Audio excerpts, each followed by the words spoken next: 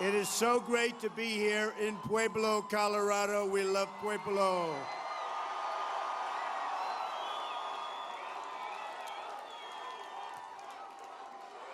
And those two gentlemen are amazing men, and I want to thank them for being with us. You know, Pueblo's called home of the heroes. Did you know that?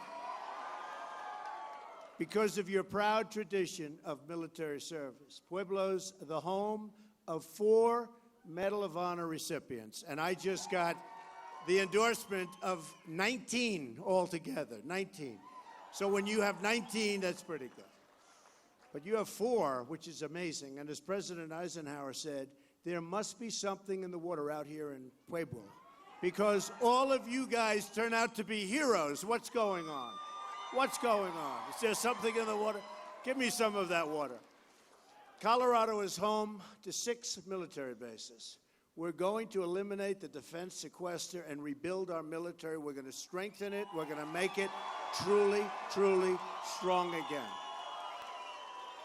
Another great Colorado legacy is hunting and fishing. My sons know that very well. They're here all the time. We're going to conserve your land for the future generations, and we're going to save your Second Amendment, which is under siege.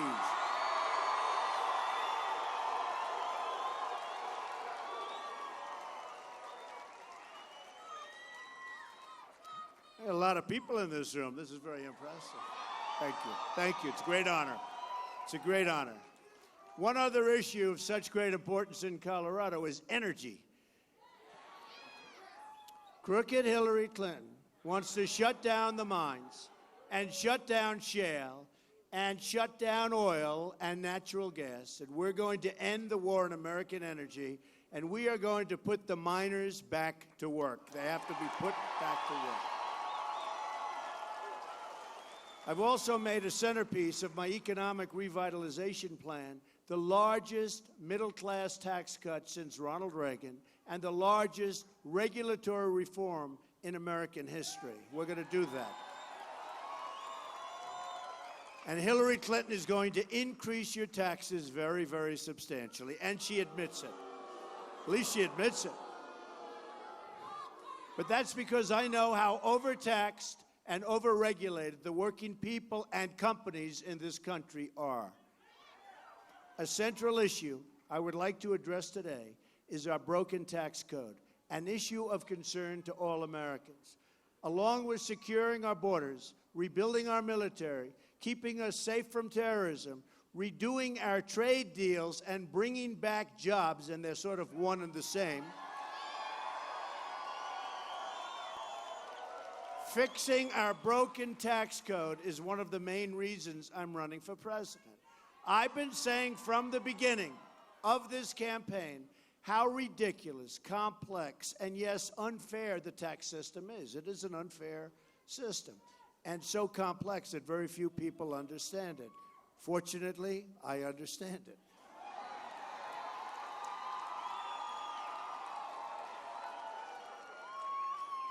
This is not the fault of the IRS, but the political class that is owned outright by the special interests and lobbyists, believe me. It's these politicians who wrote the tax code and who are constantly adding, revising, and changing an already overcomplicated set of laws, all at the behest of their favorite donors and special interests who want certain provisions put in, and they won't take no for an answer.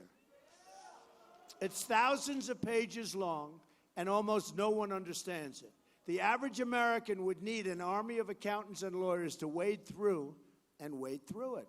Many so-called experts, due to their sheer size and complexity of the code, don't have a clue what these pages represent.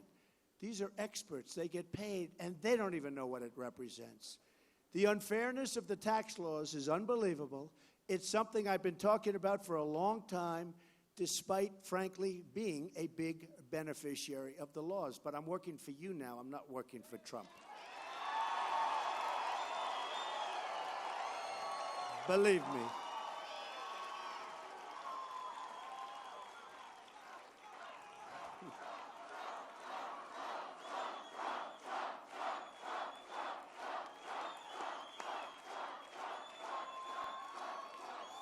I understand the tax laws better than almost anyone, which is why I am one who can truly fix them. I understand it. I get it. And that is what I commit to do. We want fairness. We want money brought in, and we want money to be spent when it goes out, because they spend our tax dollars so unfairly and unwisely. Remember that.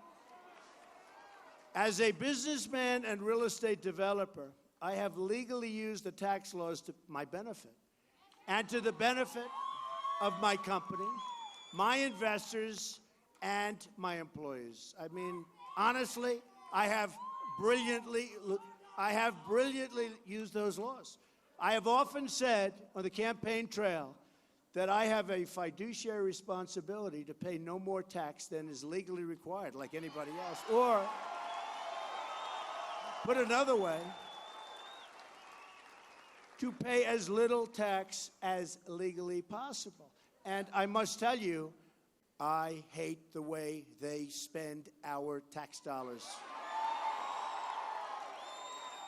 And believe me, that makes a difference. As a major real estate developer in this country and throughout the world, I face enormous taxes: city taxes, state taxes, sales taxes, excise taxes, employee taxes, federal taxes, VAT taxes, different countries. It's my job to minimize the overall tax burden to the greatest extent possible, which allows me to reinvest in neighborhoods, in workers, and build amazing properties which fuel tremendous growth in their communities, and always help our great providers of jobs, and we have to help our small businesses. What it's all about. It's what it's all about. The news media is now obsessed with an alleged tax filing from the 1990s at the end of one of the most brutal economic downturns in our country's history. If you remember the early 90s, other than, I would say, 1928, there was nothing even close. The conditions facing real estate developers in that early 90 period were almost as bad as the Great Depression of 1929 and far worse than the Great Recession of 2008, not even close. What had been a booming economy in the era of Ronald Reagan changed dramatically, and the business landscape changed with it. Bank failures and collapse, the absolute total destruction of the savings and loan industry, and the implosion of the retail market and real estate in general, something we've never seen anything like it. Many business people, including many of my competitors and some of my friends, were not able to survive. Companies, jobs, and opportunities were lost, and lives were destroyed as tens of thousands of people were put out of work. Some of the biggest and strongest people and companies went absolutely bankrupt, which I never did, by the way. Are you proud of me?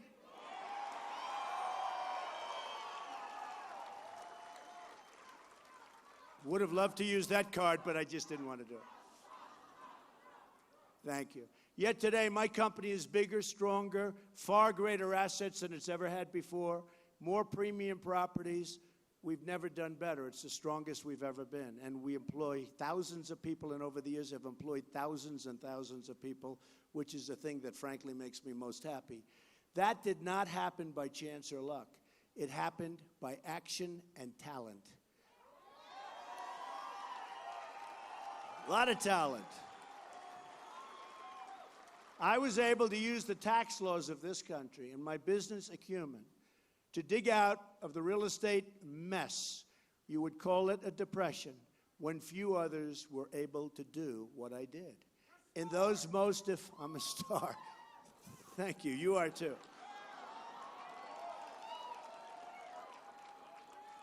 Oh, they were amazing times.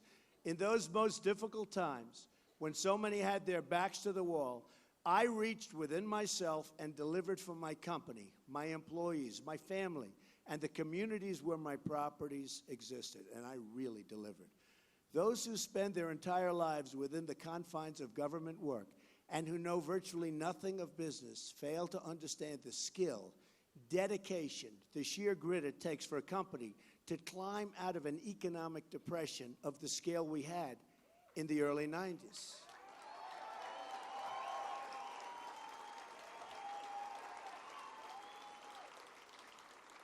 people like my opponent, Hillary Clinton, who's only...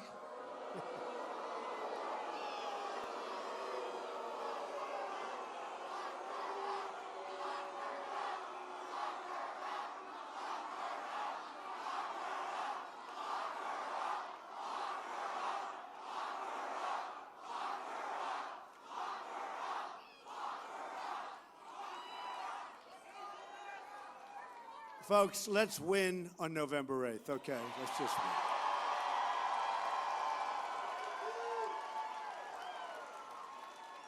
win. Anyway, her only method of making money is by selling government favors and granting access to special interests, know nothing about how businesses succeed and grow. Hillary Clinton has never created a single job in her entire life. By the way, we have somebody who has. Where's Bernie Marcus? Where's Bernie? Bernie Marcus, founder of Home Depot. Go to Home Depot. He only created about hundreds of thousands. How many jobs does Home Depot produce right now, Bernie? How much? Millions, millions, Bernie. That's a lot of jobs. A great guy, a great man, an unbelievable entrepreneur, and somebody that put a lot of people to work. And Home Depot is a terrific company. And thank you for being here, Bernie. Appreciate it. Thank you. They haven't added a single dollar of value, people like Hillary, to the American economy. Hillary Clinton hasn't made an honest dollar in her entire life. All she does is takes from you, takes from your country, and peddles influence to donors, special interests, and foreign actors for astronomical dollars like you've never seen before. It's corruption of the highest order. You know it, I know it, she knows it, and plenty of other people know it, but they're not doing anything about it. Well, I made my money as a very successful private business person, following the law all the way. Hillary Clinton made her money as a corrupt public official, breaking the law and putting her government office up for sale. And now she's running for president. By her own account, Hillary Clinton left the White House dead broke. She said, dead broke.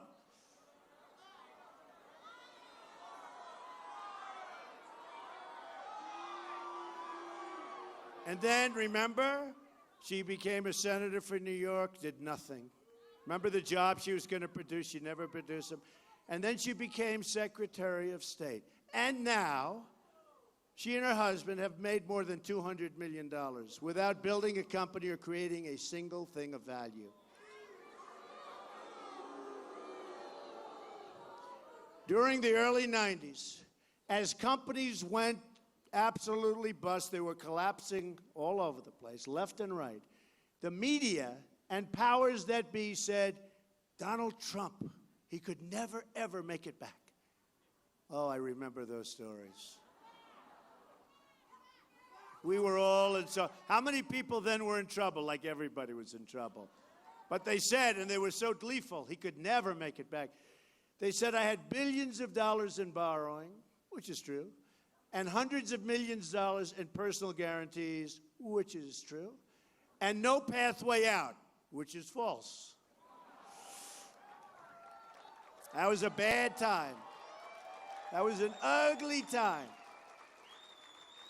A lot of people, you'll never hear from them again from that period. But I never had any doubts whatsoever, and most importantly, I never, ever gave up or even thought about giving up.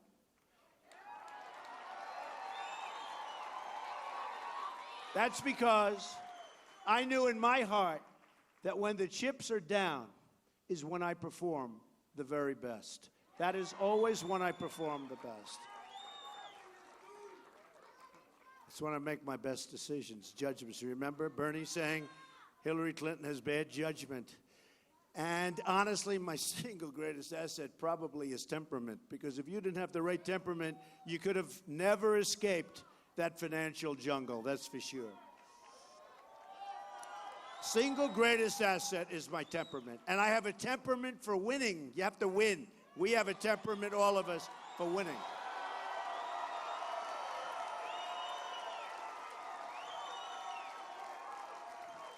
And when people make the mistake of underestimating me, that's when they are really in for their biggest surprise. Same thing with a lot of the people in this room. Just look at what happened in the primary. Remember the primary? Trump's running. Oh, don't worry about it. He's a star of The Apprentice. He built a nice company. Don't worry. Just look at what happened. Our incredible movement is doing, just take a look. This is a movement, folks, a movement like they've never seen. What we've done is amazing. And now we have one person left, Crooked Hillary, and we have to beat her on November 8th. And you have to get out and vote, and you have to get out and make calls, and you have to do. And jokingly, I like to say, if you're sick, if you get the absolute worst prognosis from the doctor, and it looks like maybe you're not even going to make it, it doesn't make a damn bit of difference. Get up and vote on November 8th.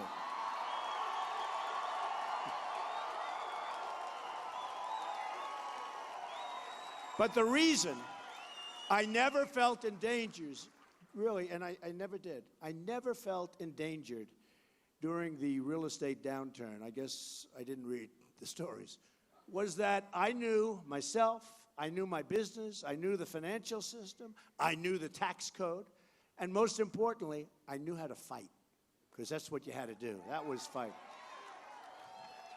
And that's what I am. I'm a fighter. And I'm now going to fight for you. I'm not fighting for me anymore. I'm fighting for you. Fighting for you. With my knowledge, I knew that I would make a comeback without question. I had never had a doubt in my mind. And again, I don't know. I don't even think of it as a comeback. It was just like, you know, we had tough periods, good periods, tough periods. We just knew that things were going to be just fine. But that is why I'm here today. Thank you, darling. And I'm praying for you, and I love you. Great people. Now I get the whole hero thing. Now I get.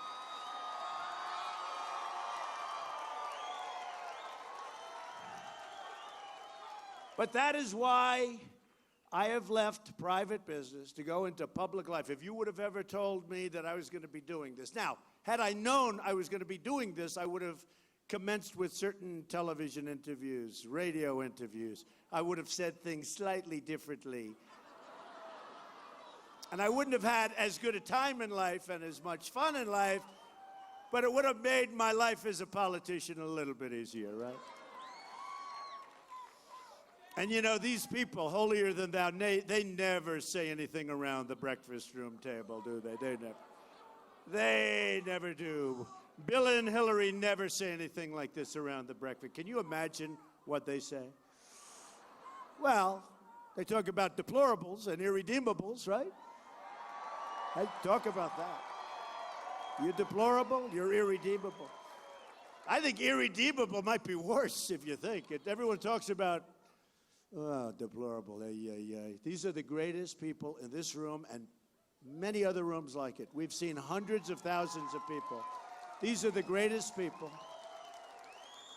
And really importantly, we're going to make it great for all of the people. It's not my people or people that are voting for me. We're going to make it great for all of our people in this country. But I'm doing this. And I'm doing it for a very specific reason, because I understand our country is in very, very bad shape.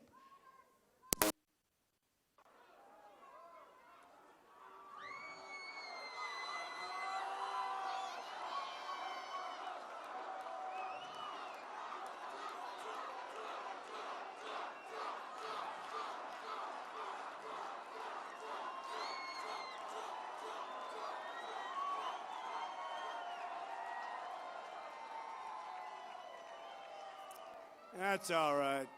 Sounds like a nice person.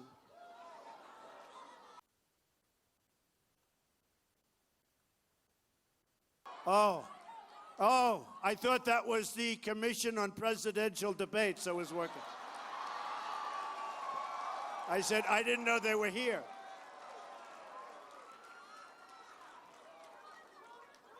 You know, when they were playing with the mic back, forth, I thought that was the commission. That's a beautiful commission. Let's see what happens on Sunday again.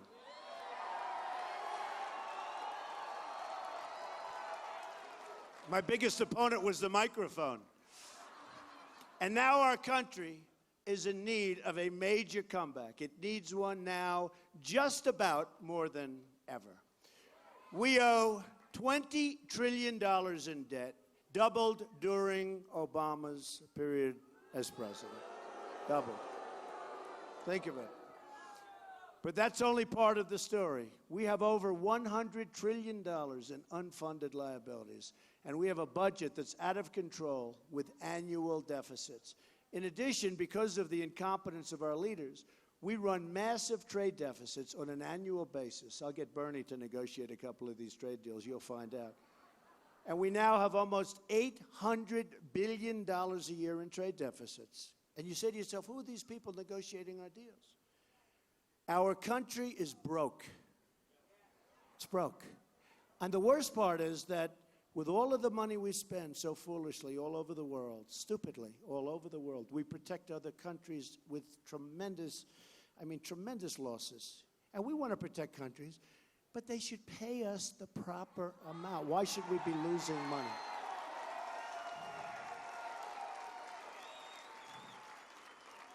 But think of it, with all of the money that we spend, and with $20 trillion in debt, and all of the things we do, and all of the talk, and all of the political nonsense, we have a decaying infrastructure, we have failing schools, we have rising crime, we have a depleted military, our great people, and a depleted military. We have planes that are so old, they go to airplane graveyards to take out parts. They go to museums to take out parts because they don't make the parts anymore. We have an open border. We have an economy that can't create full-time, high-paying jobs because our jobs, our great jobs, many of them have been taken, and we will build the wall. Don't worry, we're going to build the wall. We're going to build the wall. We're going to build the wall. We're going to build the wall. We're going to build the wall. Mexico's going to pay for the wall. They don't know it yet, but they're going to pay for the wall. And you have a tremendous problem right here, but we're going to have drugs stop pouring into our country, destroying our youth, poisoning our people, poisoning our people. We're a divided nation, and each week it seems we're getting more and more divided with race riots on our streets on a monthly basis. Now, somebody said, don't call them race riots, but that's what they are. They're race riots. And it's happening more and more. You looked at Charlotte, a great city where I have property, a great city. You look at different places around our country, St. Louis, Ferguson, Baltimore, Chicago. In Chicago, thousands of shootings, thousands since January 1st. 4,000 shootings. Think of it. Since January. This is not the America that was handed down to us, and it's not the America that we want to leave to our children.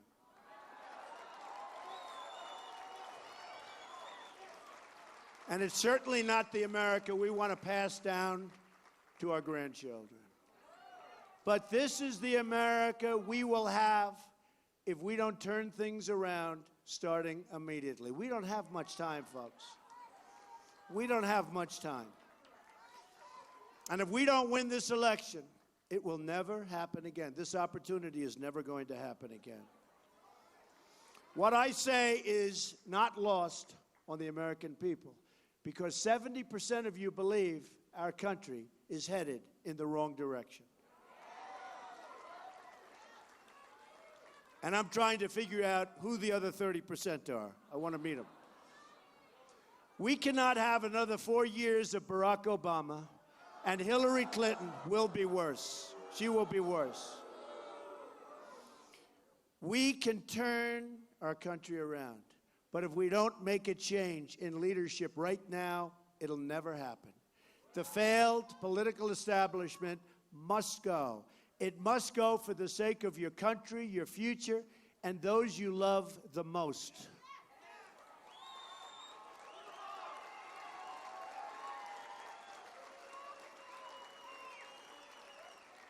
In the early 90s, they splashed the front pages with stories about how Donald Trump, they said I was finished. Everybody said that I was done. There were front page articles in the Wall Street Journal and the New York Times, among many others. They were thrilled and delighted. And I'm still here. Can you believe these people? They must be going, they're going crazy. Can you believe? The Wall Street Journal, the New York Times, they are going crazy. They say 1990s, and now here I am still. They're saying, can we ever get rid of this guy? But they were thrilled to write these negative stories. So they said I was finished. The only person who didn't think that I was in trouble was a guy named Donald J. Trump. I didn't think I was in trouble. I sort of didn't know what they were talking about. Does that make sense? Power of positive thinking, but I didn't know what they were talking about. I started my company with a small loan, and as I grew, I borrowed money to grow the company, and big money from big banks. When the bottom fell out of the real estate market, I had this large amount of debt, and it stayed the same, but the value of assets plummeted, so you have to learn. I was young, and you have to learn, and I learned, and I worked really hard, but I knew how to use the tax code to rebuild my company when others didn't. I knew how to understand, and I fully understood the banks and the bankers and how to deal with them. I knew a lot, but my understanding of the tax code gave me a tremendous advantage over those who didn't have a clue about it, including many of my competitors who lost everything they had, never to be heard from again. They were never heard from again. Some people that I knew, they were good, they were doing a good job, never, ever to be heard from again. Now they're gone, and I'm here, and I'm ready to turn things around for our country. We're going to do it. The early 90s was a very tough time for the world. But in tough times, you need very tough and very smart people. These are tough times for America. And I will tell you, we need very tough and very smart leadership. Not people who tell you what you want to hear, but people who tell you what you need to hear. We must never allow corrupt career politicians like the Clintons ever back into the White House again.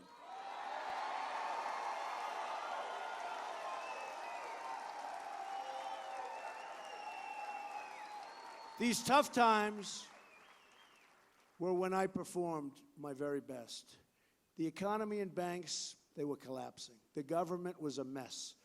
But I enjoyed waking up every day to go to battle, and that's what it was. For 3 years, I had an expression in the early 90s, survive till 95 and you'll be okay. And then people copied it, survive till 95. I enjoyed getting up every morning to take on the financial establishment on behalf of my company, my employees, my family, and myself, and win. And that's what we did. I won, and I kept on winning. Till this day, I kept on winning. All you have to do is ask all of the 17 people that we competed against, and you'll ask them, how did Trump do? They'll say, he won.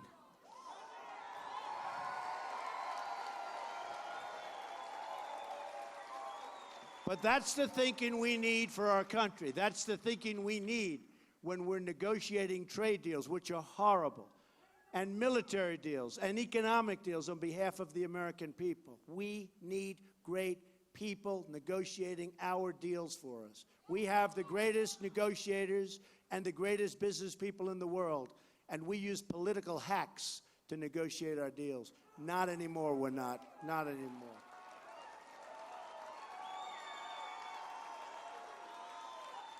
Put me into the boardroom as your representatives, and I promise I will deliver. Hillary Clinton is in it only for herself, her donors, and her special interests. I'm fighting for America. Many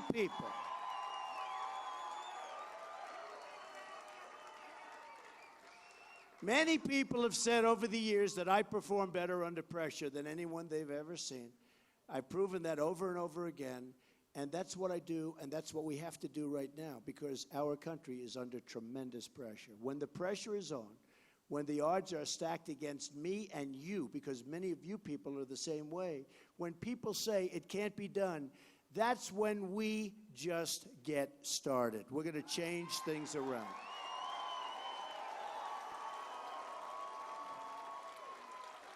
The thing that motivates me the most is when people tell me something is absolutely impossible. For me, impossible is just a starting point. That's when you begin. And remember, with $20 trillion in debt and $100 trillion in unfunded liabilities, a lot of people say it's impossible. We're sitting on a big, fat, ugly bubble. And Obama doesn't allow our Fed to raise interest rates. Because when those interest rates go, you watch what's going to happen. It's going to be very unattractive. He'll be out playing golf someplace. But you know what? They're wrong in what they're doing. And it's unfair to the people. It's unfair to the country. And they're so wrong. From the depths of that terrible real estate depression, I created a company worth billions and billions of dollars and created tens of thousands of jobs. Our company, our employees, we actually remade Skylines together, revitalized neighborhoods, rejuvenated communities, and hired thousands and thousands of workers. On November 8th, America's comeback begins, and we need a comeback.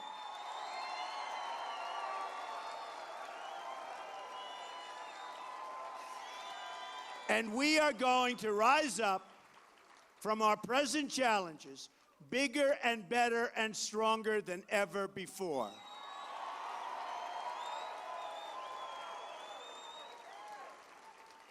A lot of people said, why are you going to Pueblo? I said, number one, I like the state. Number one, everything about Pueblo says winner, including what Dwight Eisenhower said long ago.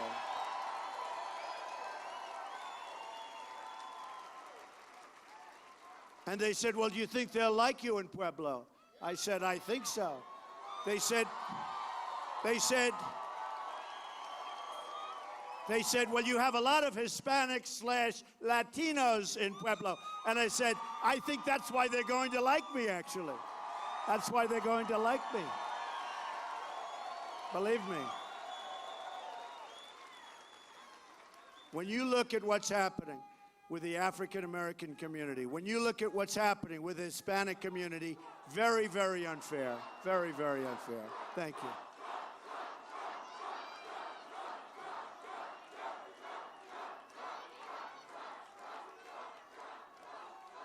The people here in Pueblo know what it takes to rebuild this country. This is a city with the... Friend or foe? Friend or foe? Well, he's got a very weak voice, so you could let him stay. But just be good, sir. Be nice. Be nice. We all love you. You're on the other side. You know, the Bernie Sanders people had so much more spirit and vim and vigor than the Hillary people. The Hillary people are not in the same category. If Bernie Sanders had not made the deal with the devil, he would have gone down in the history of politics as a very rare and unique person. But when he made that deal, and I know that he wished he didn't, his followers are lost. He had an event recently where 150 people showed up to hear him talk. And I will say this, we've always had by far the biggest crowds, but you know what? He was second. He was second. But he made a deal with the devil, and his supporters are no longer really his supporters any longer. That I can tell you. And you know, one of the things that Bernie Sanders and I agreed on is trade. And trade is something that is so sad for this country, what's happening, how your jobs are being taken. The difference is I can do something about it and make a bad deal into a great deal. All he knew is it was bad. And we want to do something about it. We just can't be a critic. This is a city with a rich immigrant history and a rich Latino history. The Latinos love Trump, right?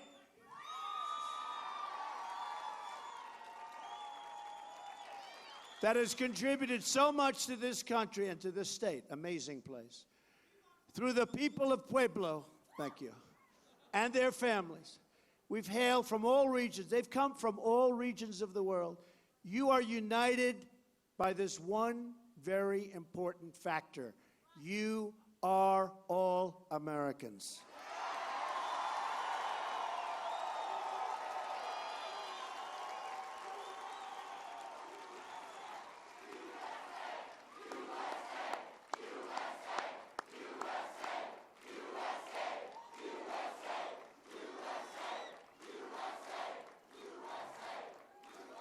And as Americans, you're entitled to the same protections as every other American gets.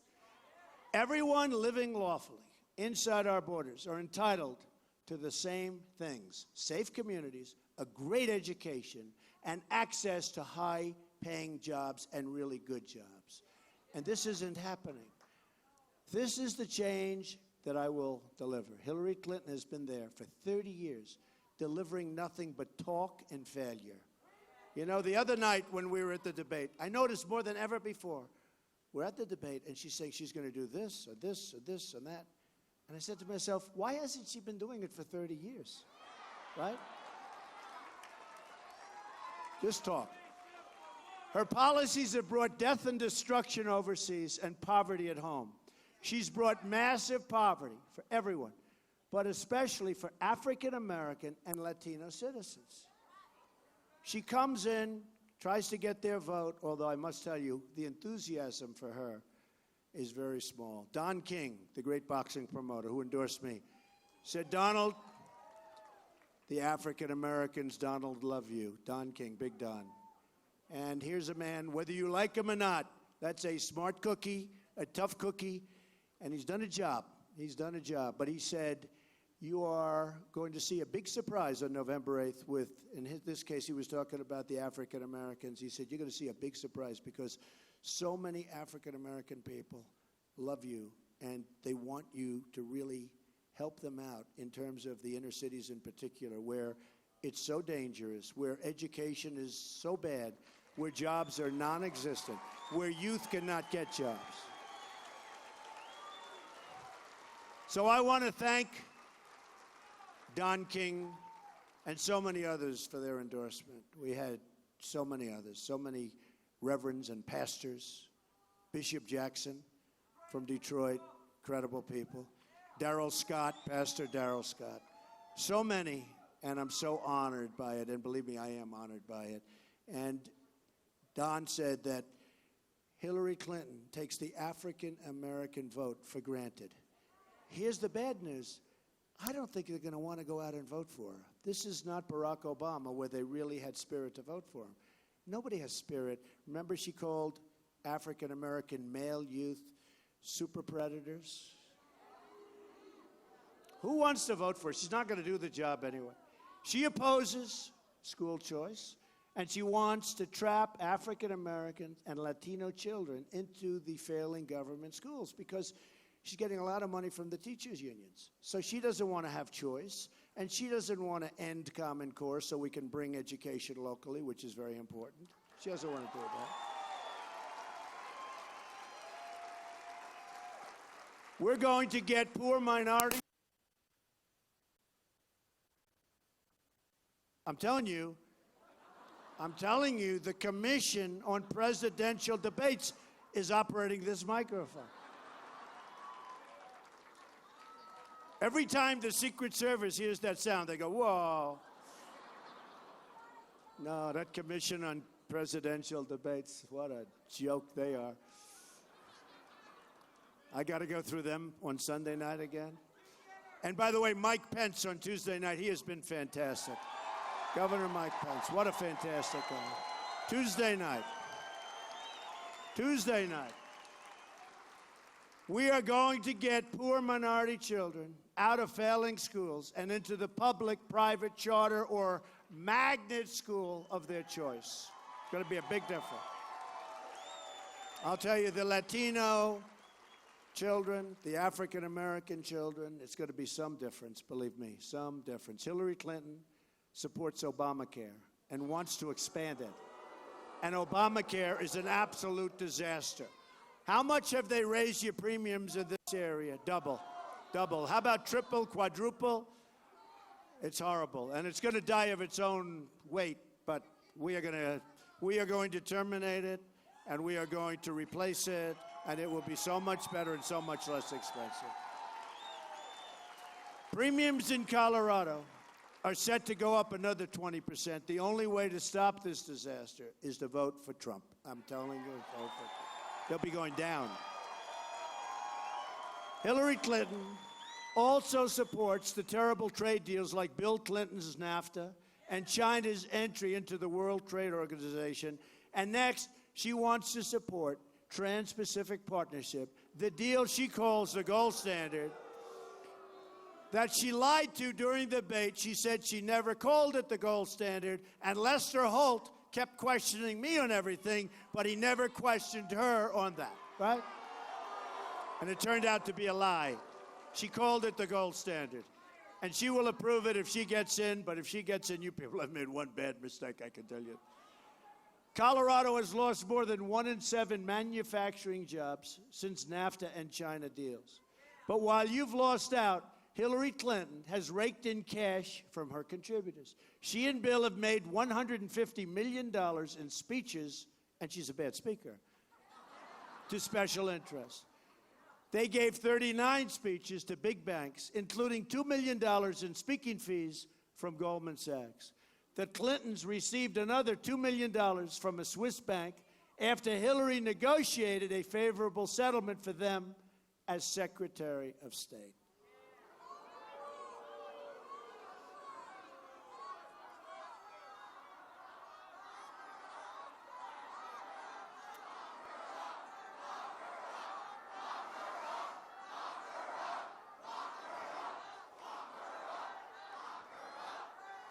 To hide her corruption, Hillary Clinton puts her emails on an illegal secret server open to foreign hacking.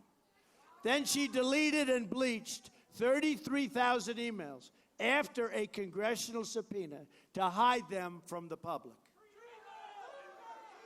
She lies to Congress under oath, and her ringleaders took the Fifth Amendment and got immunity deals. Explain that one. In so many ways, it's worse than Watergate. The investigation of Hillary Clinton was rigged, and it's a shame, and it's one of the saddest things that have ever taken place in our nation. Believe me, what's gone on. We've become a banana republic. You know what? We have. Now today we learned that the FBI made a side deal with Clinton's top aides to destroy their laptops. Did you know this?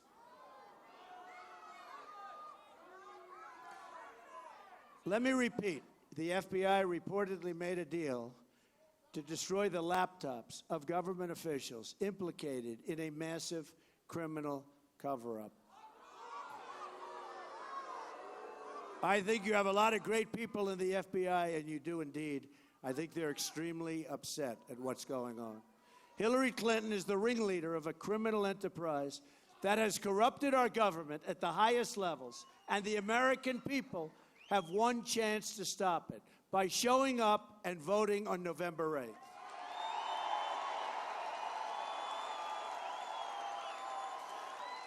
People have had it with the years and decades of Clinton corruption. This is the year the American people say, enough is enough.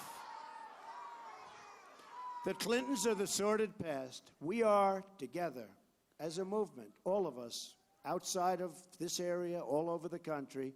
We are the bright future. Now, another issue I want to address today, finally, is immigration. As I mentioned, Pueblo is filled with wonderful, hardworking immigrants. It's these hardworking immigrants who stand to lose the most from our open border immigration policy. Illegal immigration and broken visa programs take jobs directly from Latino and Hispanic workers living here lawfully today. You know that. They're taking your jobs. Illegal immigration also brings with it massive crime and massive drugs, including a terrible heroin problem right here in Colorado. You have a big problem. So we're going to build the border wall, and we are not, What?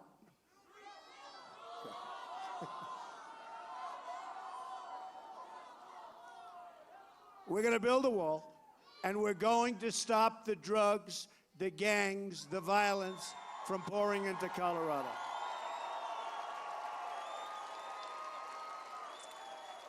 We've got a lot of bad people that came in.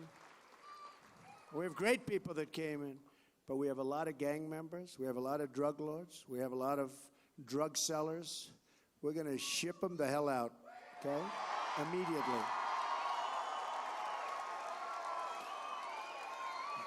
We're going to shut down the sanctuary cities that have led to the preventable deaths of so many.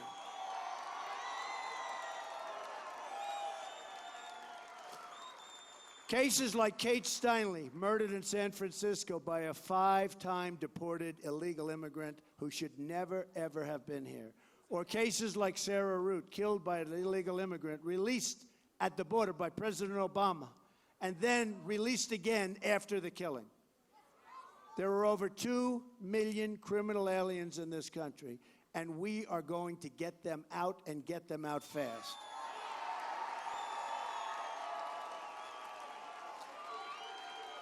To the cartels, the gangs, the drug dealers, I have a simple message for you.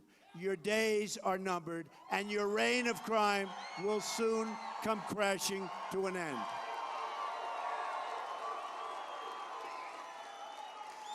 But we also have to keep our country safe from terrorism. The terrorists who planted the bombs in New York and New Jersey and who carried out the mall stabbing in Minnesota, you all saw that last week, were foreign nationals admitted into our country, as was the mall shooter in Washington. Or look at cases like the Boston bombers here on asylum, or the San Bernardino shooter here on a fiancé visa, nice visa, from Saudi Arabia, killed 14 people that gave them a baby shower a short while before, and she killed them. Not only killed them, but many, many, many horribly wounded to this day. Or the Orlando shooter, the son of a Taliban supporter from Afghanistan. Terrorists are infiltrating our country. Now, Hillary Clinton wants a 550% increase in Syrian refugees and countless more refugees from across the Middle East.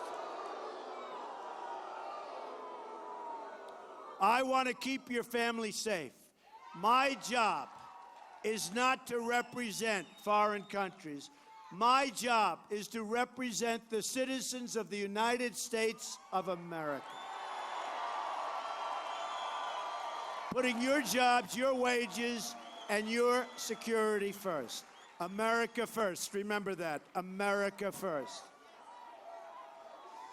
You are living in the United States today as a lawful resident or a U.S. citizen. I will ensure you have a safe community, rising wages, and secure immigration system, which is what we want. Immigration security is national security. Very important. It's national security. Here are some of the things we will do starting in 2017.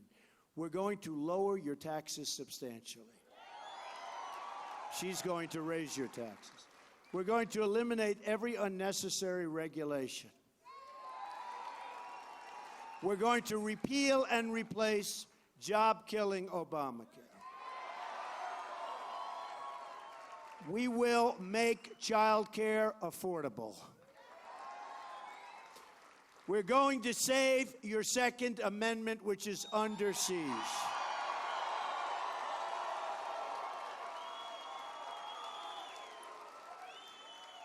And I have the endorsement of the NRA very early on. Great people. We're going to support the men and women of law enforcement. And we're going to appoint justices to the Supreme Court of the United States who will uphold and defend our Constitution. We are going to finally rebuild America. We are going to revitalize America. We are going to unite America. We're going to come together as a people. Imagine what our country could accomplish if we started working together as one people, under one God, saluting one American flag.